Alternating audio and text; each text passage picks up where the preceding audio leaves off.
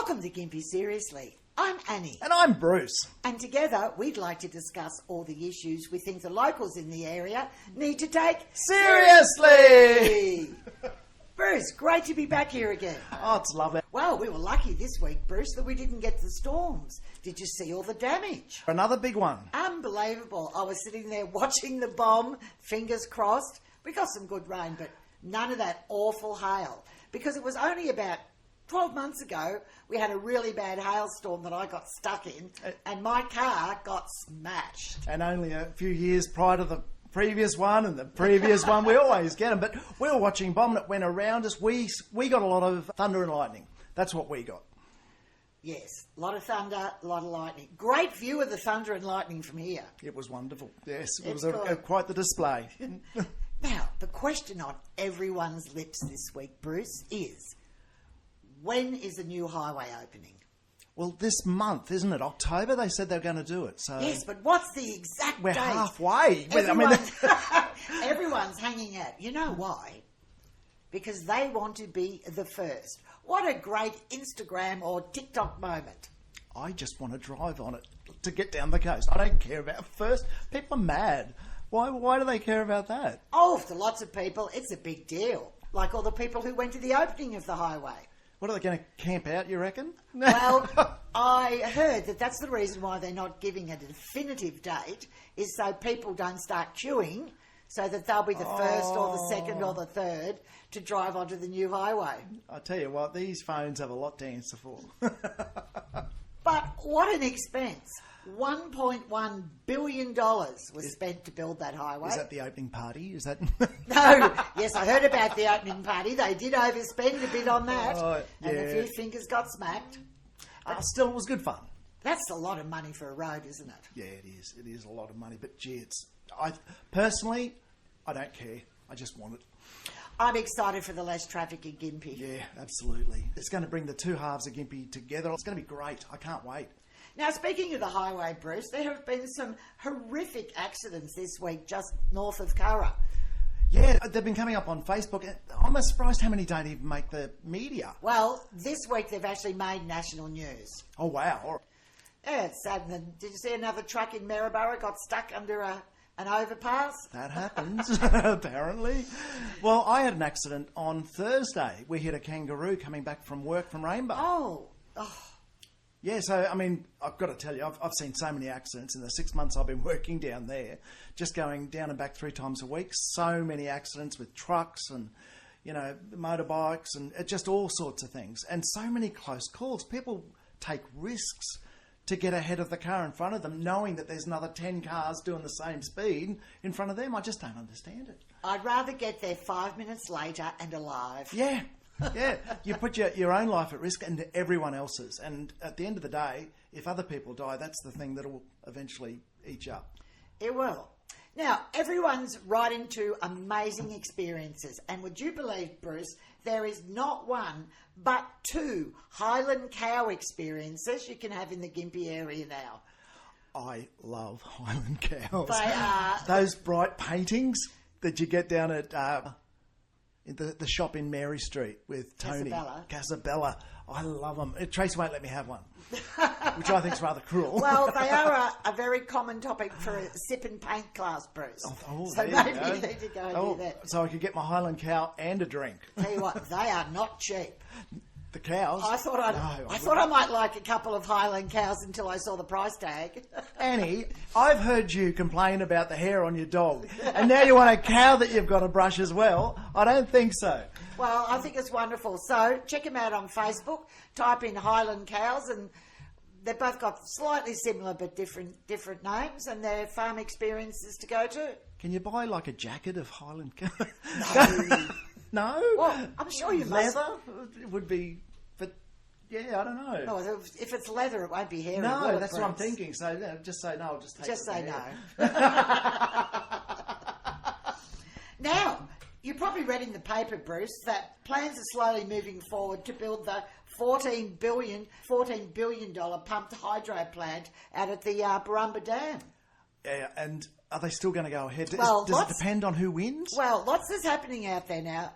lots of contracts being given out. They were talking about how there'll be, a great deal of work for local contractors to go out there and do. But it is quite a big question because we're just on the verge of an election now.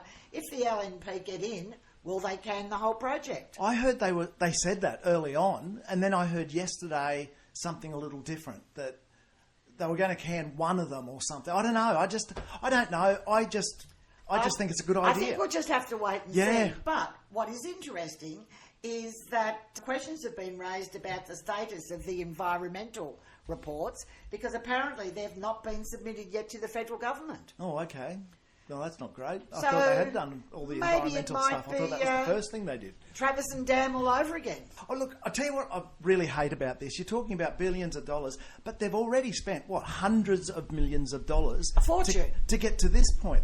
And I think this is the problem with Queensland 3-year elections every 3 years, is it's not long enough for these big projects to actually finish up. We've wasted all that money. So, I don't know, stuff like this, it's got to be bipartisan or it's just not worth it. It's not worth the risk. I absolutely agree, but a couple of months' time, by Christmas we'll be able to find out. Now, speaking of, we know there's an election in 2 weeks' time. Have you heard about how the abortion laws have been brought up over the last few days? No. In America I have, not here, surely. I tell you what, it smacks so much of America, it isn't funny. There is a candidate in Queensland who is very anti-abortion, and she was doing a news interview the day before yesterday, and she refused to answer any questions. So much so that David Christa, I can't pronounce your last name. Dave, you just call him Dave. Dave-o. Right, he had to actually step in, so they're doing quite a bit of backpedaling.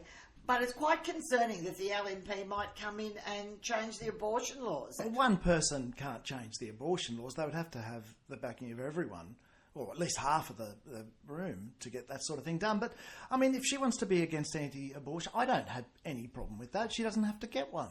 Well, they're very worried that this will turn into LNP policy. And they'll make... If that happens, Queensland definitely will be the most backward state in Australia. Yeah, no... Look, at the end of the day, no one's forced to get an abortion. It's your body, women's body, their choice. I'm all for people having the choice in these matters. And there are extenuating circumstances. And just in America, just watching the American election and there's been deaths, there's been doctors who aren't performing their duties because they're worried about being put in jail for trying to help the woman. We don't need that. Come on, we don't need that. Now, speaking about the election, the Wide Bay area is considered a marginal election seat for Labor. So Labor isn't expected to do quite so well. And one of the least secure seats is the Wide Bay in Gympie. I suppose that's because Tony Perrott... If it's marginal for Labor, what is it for LNP? What do they consider it? Marginal? Seat. Yeah, they consider it their seat. Okay, their seat. All right. Well, which is pretty true because Tony Perrott's had his seat since 2015. How does he normally go? What's the percentages with the votes? If I remember, he had a 6% decrease in the votes from the last time he got in. So he's not going up, he's actually going down. But they still see the whole area as a very safe Liberal area. The thing is, though, that was with COVID and having just got through that. And that's really why I think Labor got back in, because we got through COVID and people were appreciative. So I can understand why his numbers would go down as far as votes were concerned if the whole state, which was, I thought, on the verge of changing, if COVID managed to get it across the line again for Labor, then, he would, I imagine, have lost a few votes. Oh, are you familiar with all the candidates that are running? With some of them. There's the current MP, Tony Perrott. I know Tony, and I know Michelle, lovely people. Had a good cuddle for him the other day. Oh. Labor's is Lachlan Anderson. I don't know him. I don't know. Well, the name sounds a little familiar, but I don't know him, no. And One Nation is Kathy Emma McCullum. Oh, no. No, Kath. Oh, that's right. Sorry, Emma.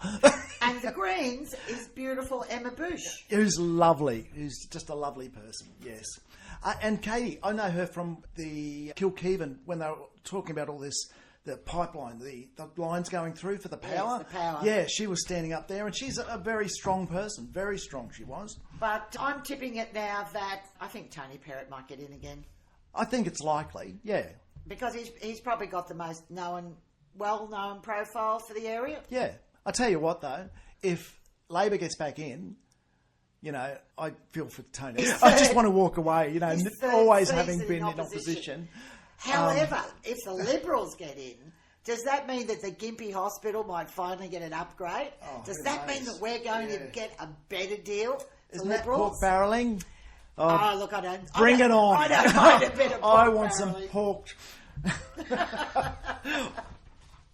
Now, making the news this week was the increase in crimes in Mary Street and Goldfields shopping centres.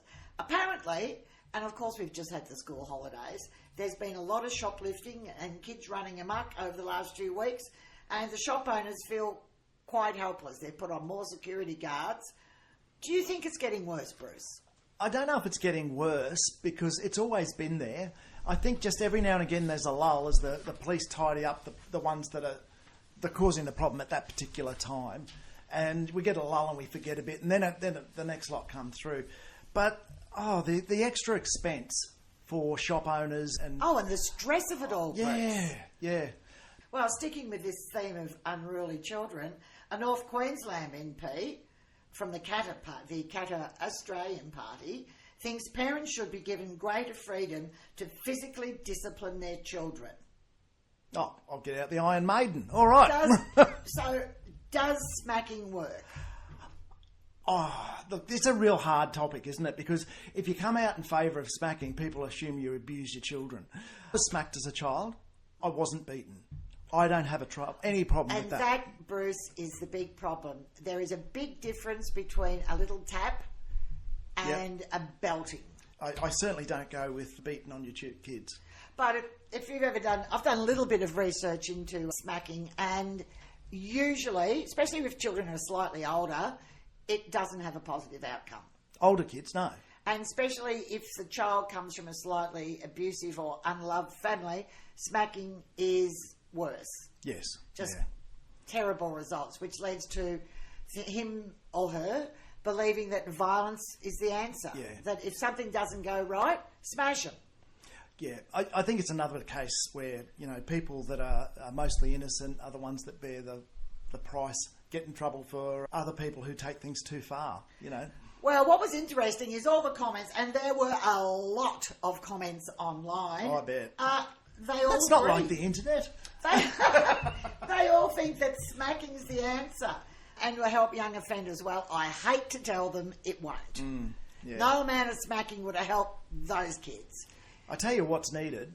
It's a complete A good overhaul. positive lifestyle with positive role models. It's the system we've got at the moment in child protection. Although it's not working, there's got to be some changes. The difficulty is that these changes will take 20 years to have a real clear to the benefits of spending all the money that needs to be spent and actually helping families and re-educating people on how to behave and all the rest of it. It's a 20-year program, and elections aren't every 20 years. So it's a long-term solution to which it's very hard to get a politician to say, no, we'll invest in that, when it's not going to really give them any political gain. Well, one of my beliefs is by the time they use intervention now, it's too late. They should be assisting and supporting women from the time the child's born. Yeah. You know how there used to be the old healthcare sisters that used to go around and see people? In other countries, in Scandinavian countries, they do have it. So there should be people that do welfare checks, and you get a welfare check no matter how rich or poor you are. I just think that, you know, this call for kids... I agree that there's some cases where kids should be incarcerated for a period of time. They shouldn't just be allowed to walk out the door. However, I don't think putting kids in jail generally is going to be the answer for most kids. Doesn't make them better crims. Research has proven that point. And I think that all this political call during the election for, you know, harder coming down on youth crime, I don't know that that's They the do answer. need a consequence, though, Bruce. Oh, no, that's what I'm saying. They absolutely do. But you go too far and you've got kids that it's going to... They can be saved, you might say. They can be guided. Yes. And they're not going to get that And in which jail. goes back to what I was saying. The younger the intervention, the better. Did you know that the number of young Queensland criminals has increased by 6% this year? 10,878 offenders. Wow. That's a lot. But what's the population increase by? I don't know. Do you know what I mean? As a percentage, is that a percentage increase on how many there were, or is that a percentage increase against? No, that's a the percentage population? increase from last year. Yeah. So, I mean, the thing I love about statistics is you can make them dance. One of my favourite places in Gympie, Bruce, would have to be the century-old Memorial Park. Did you know that it's getting a major facelift? Yes, they painted it the wrong colour. No, the RSL has apparently got a $2 million grant to do a whole stack of renovations there. They're going to transform the park, Memorial Lane and the pedestrian crossing. I might have heard something about They're it. moving the Memorial Flame from near the intersection of Reef and Young Street over to where they said it was a fernery. It looks like animal cages to me.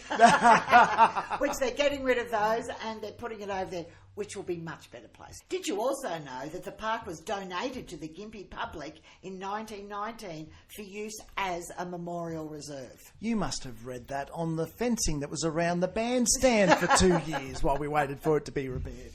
Oh, it's just an interesting fact that it's been there for a long, long time. The council has endorsed the plan, which also includes removing some of those really old buildings on JC Way that have been flooded to death and are uninhabitable. The old Don Cameron building, for one. The council has not yet made its final decision on the RSL proposal for the New Look Park and other buildings on River Road. But there's also going to be a museum, a gallery, and a sub-branch community and an information centre. And a jetty? Funny you should mention that, Bruce, because again, this was lots of comments on social media because everyone got very, very confused and they thought that this was council's money. But it's not council's money, no. It is a grant. But one of the comments was, why haven't we got a jetty out at King Cam Bay? Why don't they fix the roads? Why don't they put the money into the hospital? But it's not. It is a grant. The comments, though, were fueled by misinformation. One of our old friends popped up on Facebook again, Richard Cronium. Oh, how is Richard? Haven't heard from Richard for quite a while, and he states that that's why our rates have increased. So, it's just false information, misinformation being pumped out there. But Shell Dobson came and corrected everyone quite a few times. Good on her. Good on her. Thank you, Michelle. This project has been approved by Heritage Queensland and it is a grant given to the RSL for RSL. Nothing to do. I think council throwing in a little bit of money, but not much. We assisted. I know we're assisting with things like the heritage report and stuff like that they had to do because it's a heritage listed. Even the trees are heritage listed. They are heritage listed. And we had a presentation about it and it was a great idea. I want the buildings to be demolished. I wasn't in favour of having any buildings left there at all. But the way it's standing, at least the Don Cameron will be gone. So what's your opinion of them spending all this money in a flood zone? Well, if you look at Maryborough, that beautiful path that they've got up there with all the different statues and everything, it is magnificent. It floods. And they clean it up and they carry on. The only thing that I saw that they had to fix up there was one of the TVs wouldn't work. Yes. It's about having a contingency fund for floods, isn't it? I guess so, yeah. But this is obviously something that the RSL will be looking into. Now, probably the biggest thing that's happened in council over the last few weeks, Bruce, is fluoride. Oh, yeah. All right, get me started. Come on, wind Bruce, me let's up, go. wind me up. Oh, I couldn't believe it.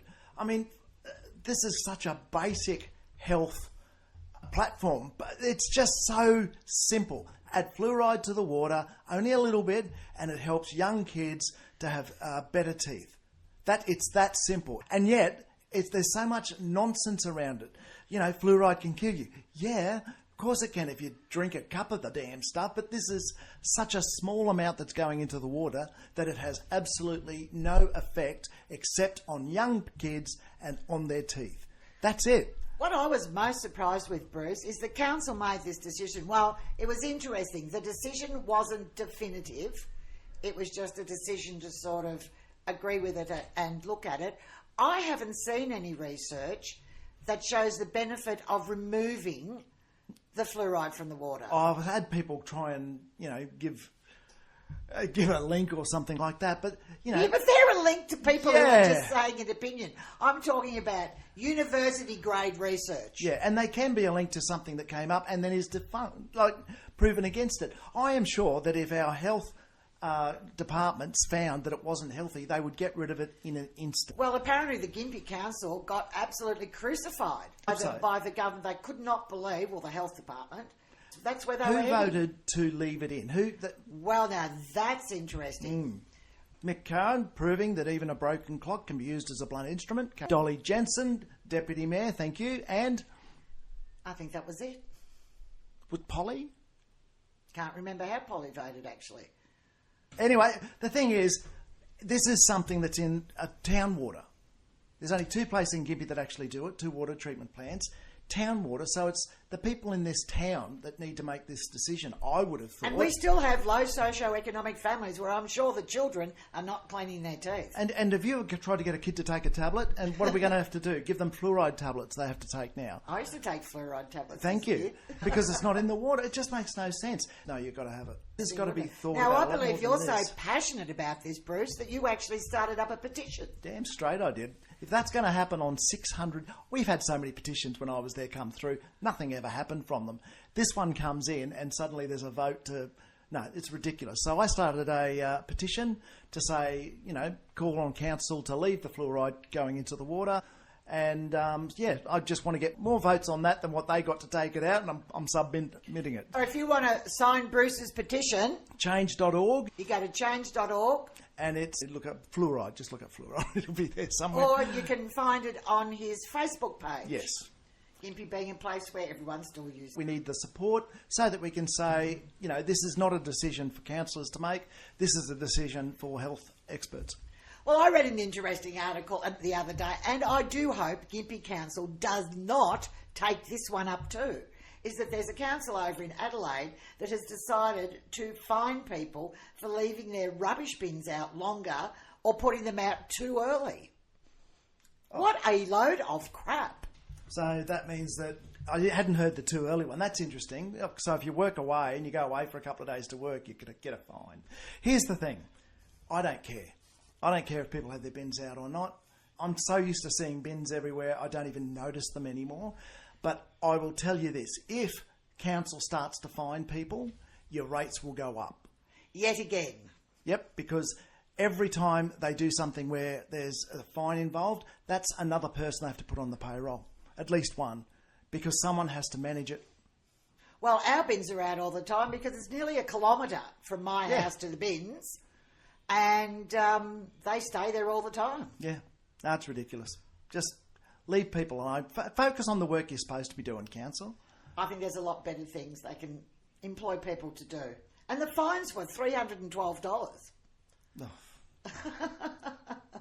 What? So the same as for doing 20 kilometres over the speed limit. Yeah, that's on par. Fraser Island, is in the news again. Yet another dingo attack. And also, last week, there was a snake bite. A young boy had to be flown out by the emergency chopper. You know what, though? It's a dangerous place to be. Yeah, but it's the bush. Funny about that.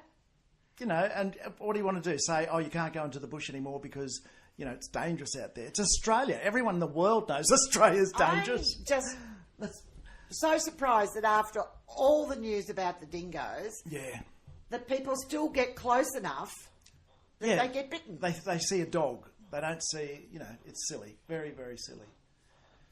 And another thing that everyone loved talking about this week, Bruce, was, as you probably know, if you've got friends, relatives or children that live interstate, daylight savings is in. Not here. No. I must admit, Queensland, and it was evident with all the comments, Queensland does not like daylight savings. I know that they don't want it in North Queensland. Are you saying that South Queensland no, don't want it as well? Because there was always that divide. If you look at the comments online, most people don't want it. Is that just because they're used to it now?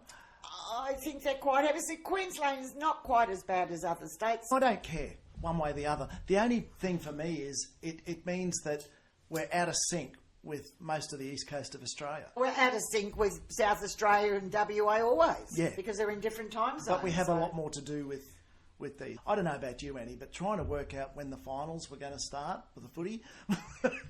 As someone that doesn't even watch them, but I had to advertise them and market them, I found that quite difficult. Mine's more ringing my kids up and they're saying, Mum, it's so early. Oh, sorry. I've got a daughter in Perth. I know what that's like. But business owners like daylight saving because the research has proved that during daylight savings, people eat out more because it's still light. Well, that's not just good for businesses then. That's good for the community because that means that people are going out and socialising. And isn't that what we want? You know, at the moment we've got this situation after COVID, which still hasn't really improved as much as we need it to, where people are just staying home and isolating. And it's really bad for people's mental health. So if that's going to encourage people to go out, I say do it. Oh, well, even if it brings daylight savings, Bruce. Yeah, I don't care. I really don't. I don't care. One way or the other, it doesn't really faze me. I don't think it'll come in. That's my opinion. Well, traditionally it hasn't. Now, of course, I've got to talk about the Gympie Women's Shed. Oh, go Fantastic things have been happening there. Yet again, for next year, the Gympie Women's Shed has got the job of making theming things for the 2025 muster. Whoop, whoop. Now, did you do the metal roosters? Oh, we did. Did I see one of them driving in? No. No, I didn't. Okay. We did. So that's very, very You're just exciting. storing it for next. It's an excellent fundraising activity for the community, and they support so many community groups out at the muster. It's amazing. And the feedback was just brilliant from all the work that you guys did. So that must have been very gratifying. It was fun to make. It was fun to walk around the muster and go, I made that. But also, the Women's Shed has got a fantastic event on November the 2nd, Journey to Mindfulness, Empower, Inspire and Transform.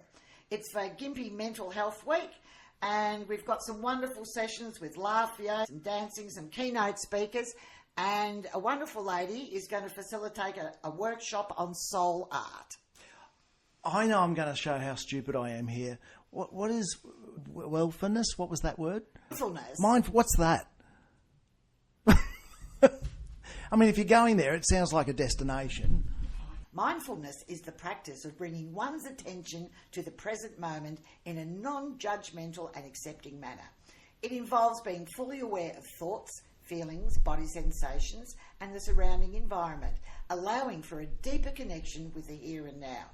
This practice can help reduce stress, improve emotional regulation, and increase overall well-being by encouraging individuals to observe their experiences without getting overwhelmed or reacting impulsively.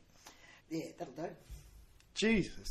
There you go. You asked for a definition. So it's the exact opposite of what I thought, because mindfulness to me is when you've got 6 kids asking you to do something, you've got to think about something for work and you've got to make dinner, and there's no room for any other thoughts in your brain. It is just being mindful, just being more aware. You know, hasn't anyone told you to be more mindful? Live in the moment? Is that sort of... No one's ever told me to be more mindful.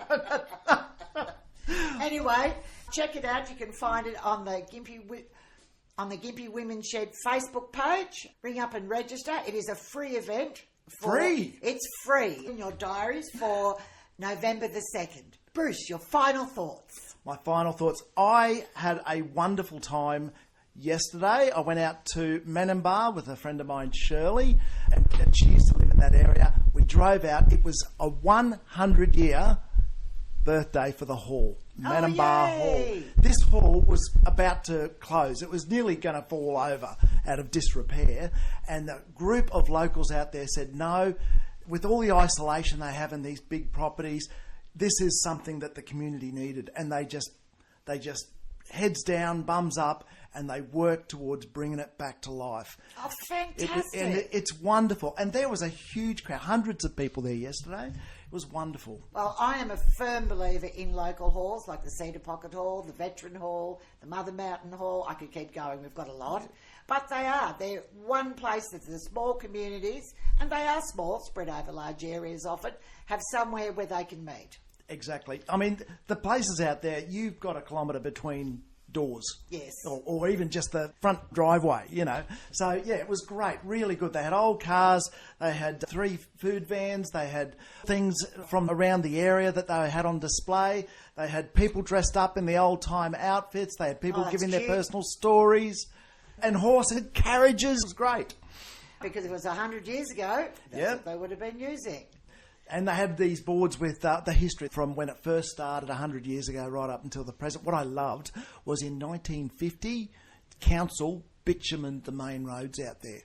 And I thought to myself, well, what are they whinging about? They've had them done. And on that note, remember to take everything in Gympie Seriously!